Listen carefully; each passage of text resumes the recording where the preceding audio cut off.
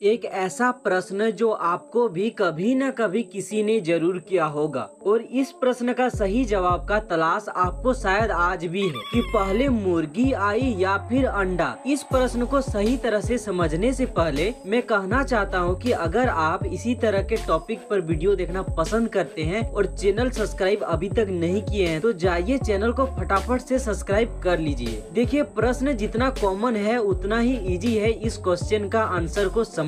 अगर आपको कोई पूछे कि पहले मुर्गी आया या फिर अंडा, तो आप बेहिचक होकर आंसर दे कि पहले अंडा आई थी, क्योंकि मुर्गी से पहले भी कई जीव अंडे देते थे और आज भी दे रहे हैं, जो मुर्गी से काफी सालों पहले से इस धरती पर मौजूद है। जैसे लगभग 300 से 400 सालों से इस धरती में मौजूद रहने वाले डायनासोर भी अंडे दिया करते थे। ज्यादातर मछलियाँ, शुतुरमुर्ग आज भी अंडे देते हैं, जो मुर्गी से काफी पहले इस धरती पर आए हैं। लेकिन ये प्रश्न तब कठिन हो जाता है जब यह पूछा जाता है कि पहले मुर्गी आया कि पहले मुर्गी का अंडा आया। तो ये थोड़ा समझने वाली बात है। देखिए, अगर वैज्ञानिक दृष्टि से देखेंगे तो शेफील्ड और वारविक विश्वविद्यालय के वैज्ञानिक के एक दल ने दावा किया है कि धरती पर अंडे से पहले मुर्गी का जन्म हुआ था। वैज्ञानिकों ने पाया कि ओवोक्लाइडिन यानी OV17 नामक प्रोटीन जो अंडे में खोल का निर्माण करता है, वो मुर्गी के अंडाशय में पाया जाता है। इस हिसाब से तकनीकी तौर पर मुर्गी के बिना आपको मुर्गी का अंडा नहीं मिल सकता। कि अब आपके दिमाग में एक सवाल उठ रहे होंगे कि तब सबसे पहले मुर्गी कैसे आया, या फिर पहला मुर्गी किस प्रकार के अंडे से जन्म लिया होगा। इसे समझने के लिए हमें डीप थिंकिंग की जरूरत पड़ेगी। हम जानते हैं कि दो जीव प्रजनन के दौरान DNA के रूप में अपने आनुवांशिक जानकारी यानी जेनेटिक इंफॉर्मेशन भेजते हैं, पर कभी DNA 100% सेम नहीं रहता है। इस DNA से जो जन्म लेता है उसमें कुछ बदलाव तो देखने को मिलता ही है, और हजारों पीढ़ी के बाद यही DNA में बदलाव एक नए पीढ़ी का रूप ले लेते हैं। तो इससे ये माना जा सकता है कि आज के मुर्गी से ही कुछ मिलता जुलता प्राणी या कहे प्रारंभिक मुर्गी ने दूसरे प्रारंभिक मुर्गी से प्रजनन किया होगा और